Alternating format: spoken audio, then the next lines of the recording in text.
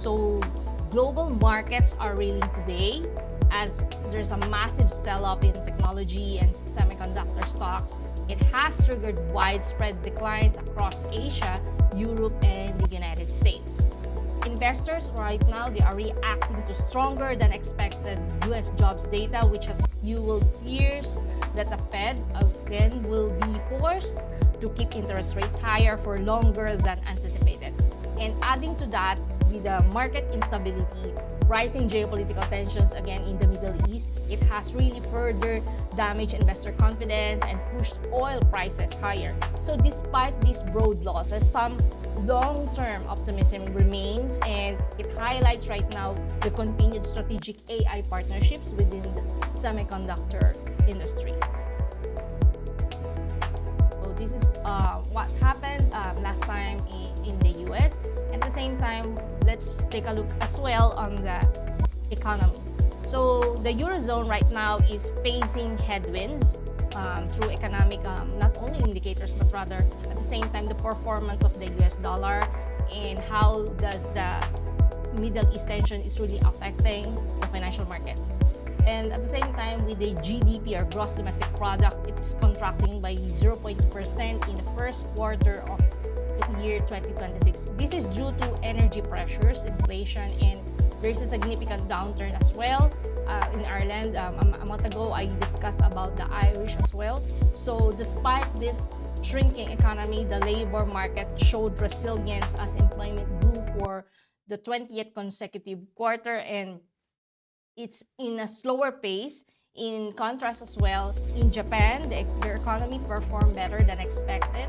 They have recorded an annualized growth rate of 1.8%, and it was driven by strong exports and a recovery in private consumption. At the same time, in Japan, they also saw a strong boost in its current account surplus as export growth successfully outpaced the imports. But both regions, they remain cautious as there is an interest rate increases, the pressure at the same time. Again, the Middle East tension or the conflict in the Middle East is really weighing on the future business investment and their economic sentiment. Let's take a look as well on the commodity.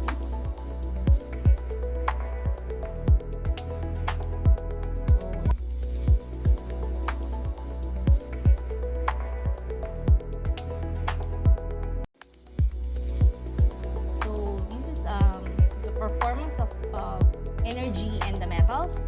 So oil prices last time it really bounced back to $93 a barrel, and because of the renewed missile strikes between Iran and Israel, and it have once again raised the fears of disrupted energy supplies in the Strait of Hormuz. And at the same time, the OPEC Plus, it has already approved a modest production increase for the month of July. So that means investors, they remain on edge over the durability of the current ceasefire and potential retaliatory actions. At the same time, precious metals like this, gold and silver, they are really struggling right now to find footing after the sharp sell last week, and it's hovering near the 2-month lows. So this weakness in bullion is really massively driven by a cooling appetite for non-yielding assets and a strong US jobs data. It also pushed the probability of the Fed rate right now to hike this in September. So there is a chance of 70% that it will prolong this interest rate. And at the same time, the markets right now, they are caught between the inflationary pressure, of course, the non-stop rising energy costs, and the growing expectation of higher interest rates. And to have this update, the latest right now, the Brent crude, it rose above around $97 per barrel because of the tension in the Middle East and of the recent missile strikes between the two countries, Israel and Iran. It overshadowed as well the OPEC production increase, and it threatened ongoing ceasefire efforts. And for the currencies, so the US dollar, it's near the it's really strengthening. So let's take a look on the performance of the US dollar here. was softening around $99, but right now it shoot up to 100. And the labor data, it reinforces right now expectations for a Fed interest rate hike later this year. And the euro, it has also fallen around 1.16 due to concerns over a recent economic contraction, despite markets bracing for upcoming rate interest increases from the ECB. And additionally on that, the Aussie or the Australian dollar as well, it's really under pressure, surging the greenback right now and geopolitical uncertainty. Even as the RBA or the Reserve Bank of Australia, it signals further action to fight or to combat this inflation. So that's for the currencies. Let's take a look for the economic calendar this week. So these are the high impact economic indicators for the week. So beginning on Tuesday, tomorrow, so it starts really a week of a heavy focus between Asia Pacific region and Europe. So we have consumer as well, business confidence from Australia, and followed by a sweet trade from China, including exports, imports, and at the same time, the balance of trade or the BOT. And later on that day, we will see also as well the German balance of trade and also the existing home sales from the United States. By Wednesday, we have the inflation rate from China, and at the same time in the United States, both the core inflation and the inflation rate month over month. And at the same time, we have the interest rate decision from the Bank of Canada. On Thursday, we have the interest rate decision from the ECB and the deposit facility rate as well under the Eurozone. For the United States, we have the PPI month on month for the month of May, and the press conference as well for the Euro area ECB.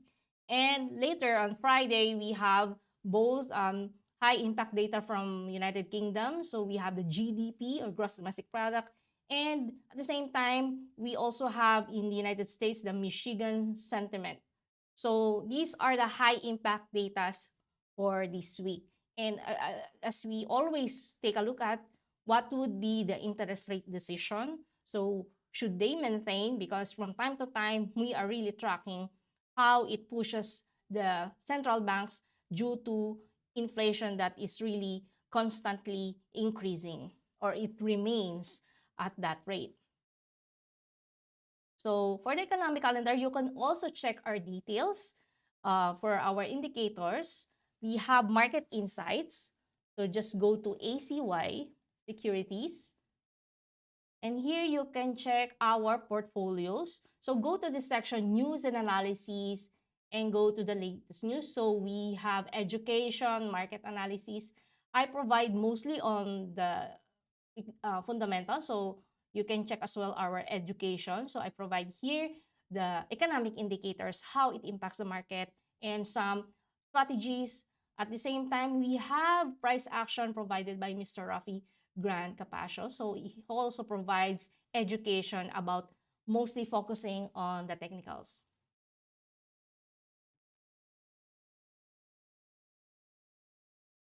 So let's take a look what happened today as we take a look on the Euro area, because we have the Germany factory orders. So here is the impact of the economic indicator from our FinLogics. So today, the forecast was negative 1.2 and it came out at 3.8%. And the previous was 4.5. So you can see here at this actual historical reports or data that there is really a noise in February. That is 7.8. That's the noise. The second one was 5.6 and right now 5, and then right now it's 3.8. So you see that there is an outlier on this one. At the same time, negative 11.1. So these are the things that we are looking at, because the German factory orders as well it includes not only tracking the manufacturing area in Germany, but rather in the entire Eurozone. Since Germany, we know that this is the um, engine of the Euro area. So let's take a look as well what happened or what should we expect from the interest rate decision. So this week, ECB interest rate decision. So there's a Summit and Fiscal Council assessment here. So it says, just to summarize this article, the ECB is expected to raise interest rates this week just to fight this rising inflation across the euro area. And with market participants right now, they are really waiting for the commentary on future policy. Meanwhile, the CFO summit this year, it will address as well economic resilience with the Irish Fiscal Advisory Council is set to publish a critical assessment of the government's high public spending levels. So, yeah. Now, going back to the euro, because we see that German factory orders as well, it dropped to 3.8. It is because there is a weaker demand across the major industries. Though the trend, if you look here as well on the German index, so this is the German index right now, just to show you that there is a weaker demand. At the same time, it looks slightly better when ignoring the high volatile large scale orders. When we talk about the German index and the Eurozone, we are really highly sensitive to the oil prices. So we keep tracking from time to time this fuel, that how will this affect the performance of the euro dollar and the German index. So inflation and interest rate decisions as well. So we see there is an event on the US CPI here this week, and how would all this we look this week the market volatility. So events like this, let me show once again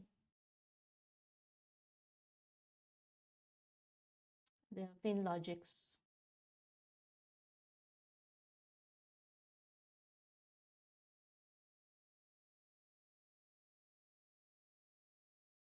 So again, we have the inflation and interest rate decision. So the US CPI or the inflation, the Bank of Canada interest rate decision, and at the same time from the ECB.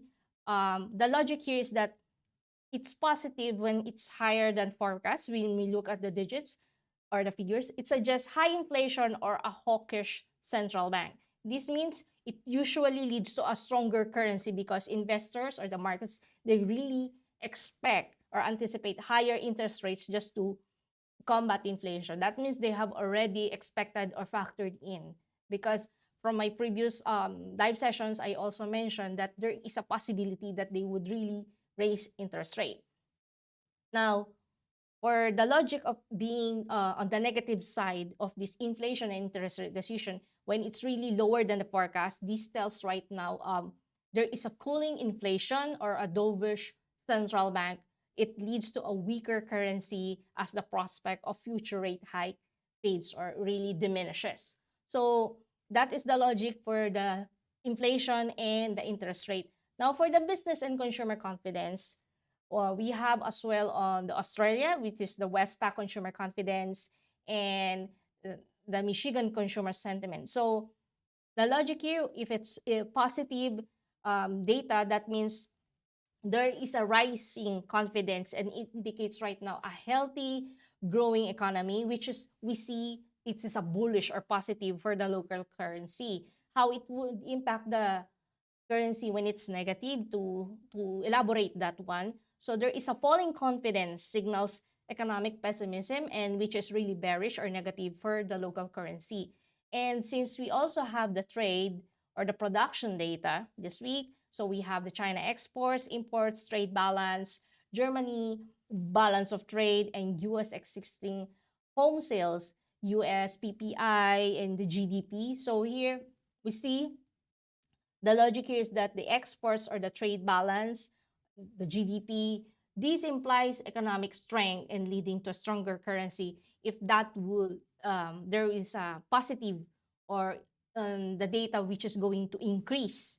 But if the figures is really lowers down, that would be a negative for the currency because it means there is a slowdown or contraction within that specific economy. So again, this week, these are high impact data. So if you are really checking on the, not only on the indices, but rather on the currencies, we really monitor the data. Let's take a look as well what happened to the US stocks.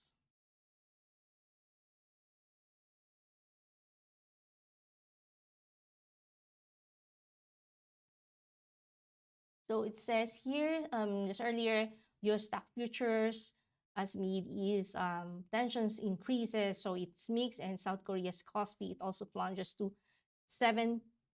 So global markets right now, they are sliding, and you can really check on the real time as well that there's, because of these renewed missile strikes between the two countries, Iran and Israel, it really threatens these peace talks or the truce, this fragile ceasefire. And it sparks right now a major sell-off in Asian indices and the lower US futures. And with this tension, because it's really unstable and it compounds right now the existing investor or the market-driven fear over this higher inflation and the interest rates. So it right now causes a sharp market decline like what happened last Friday, and the week this time it remains really highly volatile because the markets right now are preparing for this critical US inflation data and the historic upcoming SpaceX IPO. Now, let's take a look as well on the inflation data. So here is where we get the data from the US Bureau of Labor Statistics. So last time it was 2.8. So inflation, to elaborate as well about what is going on not only in the United States but in global about the increase in prices. Inflation, it remains really persistent. And because as well on the side of the United States, due to higher tariffs and rising oil prices, it forces really the central banks right now to take a very cautious data-driven approach to the interest rates instead of really slashing them or cutting them. Now, the war that we always see is really causing right now uneven global economic influence. And while some nations, they remain resilient through technology investment or AI, others are really struggling with higher costs and supply delays. Like I've mentioned before, in Japan, because they are energy importer as well, in Europe, so in Asian countries as well. So as a result, the market expectations, it already shifted from potential rate cuts to anticipate hikes. So back then, we were really checking if they're going to slash the interest rate or at least maintain that level. But right now, because of this consistent or persistent inflation, we always anticipate hikes. And the question is, how tolerant would it be for a specific country, that interest rate? Because again, interest rate, there is a high impact on the financial industry and the economic activity. Now, with emerging economies, we see there is a facing, they are facing right now added pressure from the domestic fuel, and at the same time, the electricity price adjustments. That's why the energy cost, again, is really the number one in a graph. It really is the bigger one that is supporting the inflation rate from time to time. And energy markets, you can see as well on the indices, it remained particularly volatile due to the blockage of the Strait of Hormuz. And this reopening, and when we see there is a reopening of this critical route is really essential, there are severe infrastructure damage happened. It means last time that was noted, it shows, or it means that the oil supplies and prices will take significant time to stabilize. Again, it was the damage here is the infrastructure, and it takes time to rebuild that. And oil, this is not easy to replace. So there is no immediate substitute for this one. Like I mentioned last time, when it comes to oil prices, no matter how high it would be, it will still be purchased because there is no immediate substitute for that specific good. Now, other key factors that when we take a look as well for the inflation, I mentioned before the IMF, food security, we also have the fertilizer demand and the Strait of Hormuz impacting the trades because there is a closure. So energy cost and the shipping issues in the Strait of Hormuz, they are really disrupting the global fertilizer supplies, and it forces now the farmers to cut back on usage. So again, this time, back then, or a few years ago, this happens when it comes to crops or agriculture or commodities, the wheat, for example, due to climate change. So these were the prices suddenly spike and there is an increasing demand.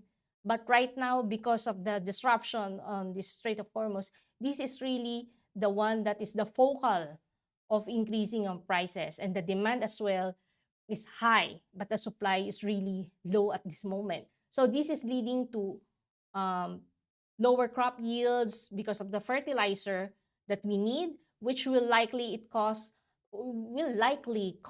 long-term food price inflation. So as a result of this one, countries right now are facing both trade instability and higher food costs.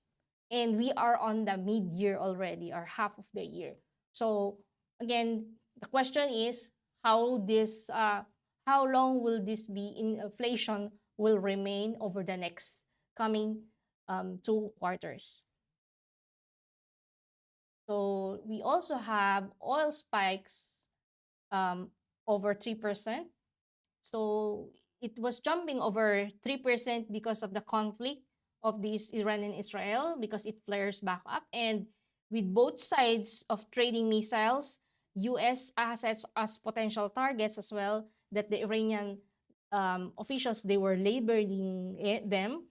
So markets are really bracing for a prolonged period of regional instability. And having this kind of situation, the OPEC as well has confirmed a production increase for July, though investors, they remain primarily on the deepening geopolitical crisis.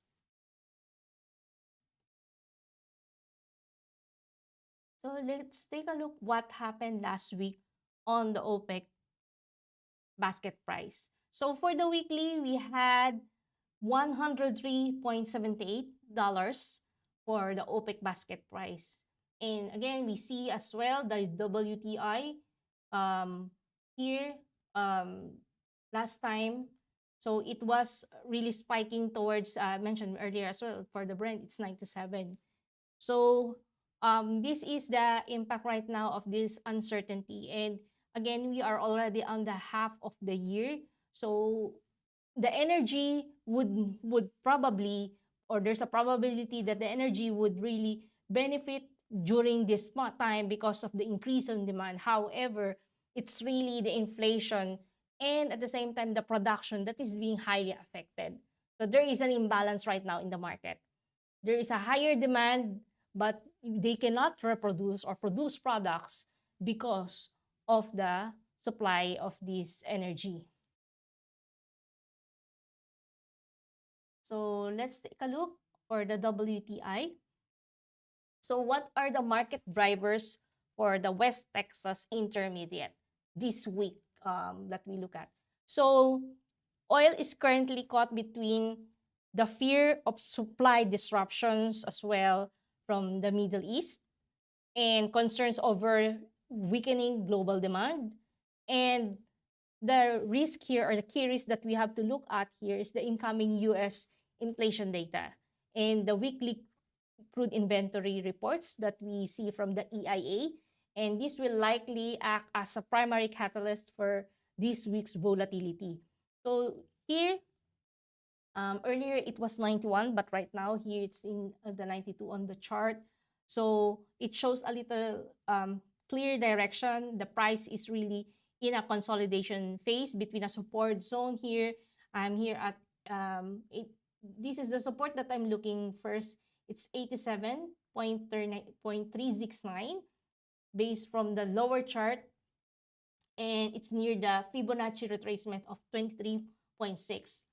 And if this will be aggressive towards the Middle East news, that it could spike back again to 94.276 based from the 4-hour chart. And why I'm using lower time frame, it's because that's the time when this specific index is digesting the news. And if it's really on a lower volume, it would be on 85.369. And this is the lowest, 71.497. And if reach this one, because this is the price level, confirm breakout in March 9.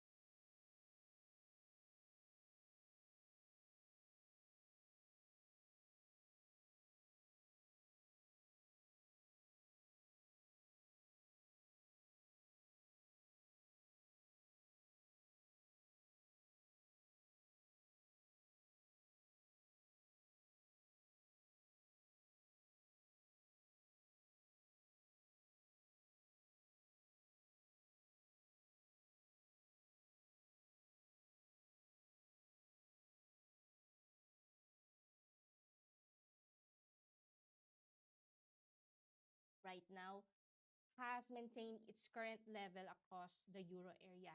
And for the retail, Eurozone retail trade, it took a slight step back in 2026. So with overall sales volume dipping 0.4% compared to the previous month, the monthly figure show there is as well a decline.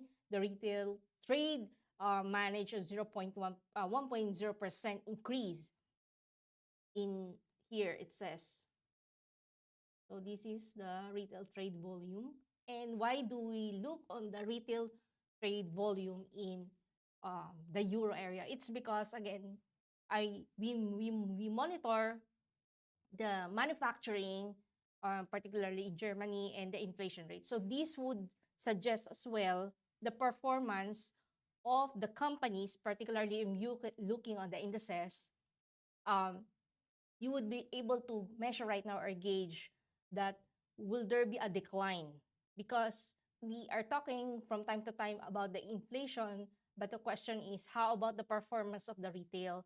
Will the consumer spending will still be strong enough? And if there is an increase in consumer spending, then we can see the retail volume as well, the demands orders will also increase. Now, we should also note that that the market should look for the food and drink sales. It grew. Demand for non-food products and automotive fuel, they saw as well a notably monthly contraction. So this is for the euro.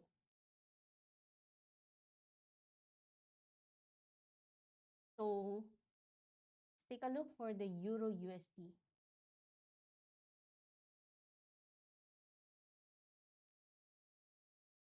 So here, for the Euro USD, because we have the inflation report in the United States, again, this is the scenario for this one. If the US will have higher data that will be forecasted or beyond the forecast, that means it would also directly support not only the US indices but also their currency. But if US inflation data comes high, it will likely strengthen the DXY or the US dollar. Though we also look on the ECB because this is the real catalyst as well for the Euro US dollar. So if they don't signal aggressive future rate hikes, then the euro could drop even further because they need to sustain their currency. That's the purpose of increasing the interest rates. It may be hurtful to borrow costs, but it will support as well the currency. So here, based from my outlook for this one, for this week for the Euro USD. So right now it's on 1.5. Based from the 4-hour chart, it could drop even to 1.15007. That means if it's continued to weaken and not be able to come back to 1.16 level, because this is our target. Every time we check on the euro dollar, 1.16 level or 1.16489, that is the time we are looking if there is going to be breakout, because back then this was the support and now it becomes a resistance. And at the same time, looking on a lower time frame of the chart. So this is based both are based from the 4-hour chart, and you can see as well how it looks like right now, how or where it clutches on the band of the Bollinger. So it's really on the bearish side. So the candlesticks as well, we see there is you see the open price here, and it shows that the performance of the euro right now, it's not really as aggressive as we are looking right now because it's the start of the week. However, we have to look on the performance as well of the euro dollar and the Bollinger Bands. These are the bands that these are the prices where it's wrapped around. And when the bands are wide, again, that means the market is very active and very volatile. So once it widers like this one, that's when you see the volatility or the prices are really going up and down. And if the price touches the outer rails, which is almost like this one or this one, that means it's often considered overextended, and it's the same like a car. It's really hitting the edge of the road. So that's when you monitor when it comes to using of Bollinger Bands and the moving averages as well and the RSI. So here we have the MACD, moving average convergence divergence as well. So here, this is the momentum here, that when we track whether the power behind a move is really speeding up or slowing down. So when the lines cross, it is a classic signal that the momentum is already shifting from buyers to sellers or vice versa. So that's how we look at it. And for the ADX or the average directional index, it tells you right now how strong the trend is. So it does not really matter or doesn't matter for it if the price is going up or down. It only shows or provides you if the move is really what is the strength from it. So ADX reading above 25, again, it means the market has a strong, clear direction. And at the same time, for the stochastic oscillator, again, so this right now, we see there is a speed gauge right now. So it tracks how close those current price is to its recent highs or lows and tells you, identifying the potential turning points in the trend. And at the same time, we have the RSI. So it tells you how hot that market right now. If it's too high, near 70, the market is overbought or oversold, might be due to cool down. So if it's near the 30, it's oversold and it might be ready for a bounce back. So the price right now is testing this 1.15 level. So here it says the indicators that you can see right now, it's really sitting below the moving averages as well, and it's the downward or downtrend sloping momentum line. So it suggests right now that there is a bearish, or currently in the sellers are in control in the market, and the overall right now is pointing toward that there is a downtrend. But again, this week we cannot really uh, finalize that, because this is just start of the market, and we are also looking or tracking the US dollar plus the ECB. And let's take a look as well for the German index. So here, this is the German index. To gauge this one, the German index, so for example, this one, it's dropping right now, the performance of the Euro USD. Again, the question right now is, will the products in Germany will be cheaper when it comes to trade, exports and imports? And there are times that we take advantage of that when it comes to trade exports and imports, because the cheaper the product is, the more the international or foreign buyers would likely to demand for a specific product in Germany. So here I have the resistance that I am taking a look right now. So 25,042, this is back to the February highs. And here, this is the lowest, 24,162.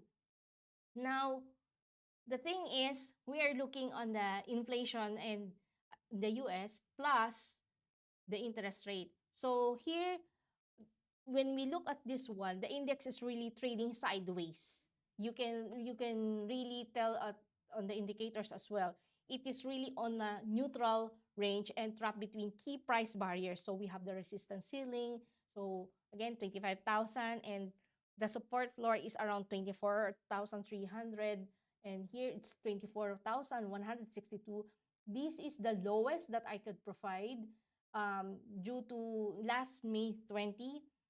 This is the low that it started, and due to investor uncertainty in what happened in the federal interest rate policy, and mixed sentiment as well from the Wall Street, and the potential ongoing peace talks, and at the same time the tensions in Middle East. And not only that, I keep mentioning from time to time that this index is very sensitive to fuel prices. So the engine economy in the Eurozone is very highly sensitive right now when it comes to energy costs. And that's where we are checking from time to time their resolution on that. And why is the market moving this way? Because the market is on the wait and see due to a risk environment. So again, it's a risk of environment, meaning investors right now are really avoiding risky assets. And this hesitation is really caused by uncertainty caused by three factors. First, I mentioned the Fed rate. So there is uncertainty for that. Will they maintain that interest rate?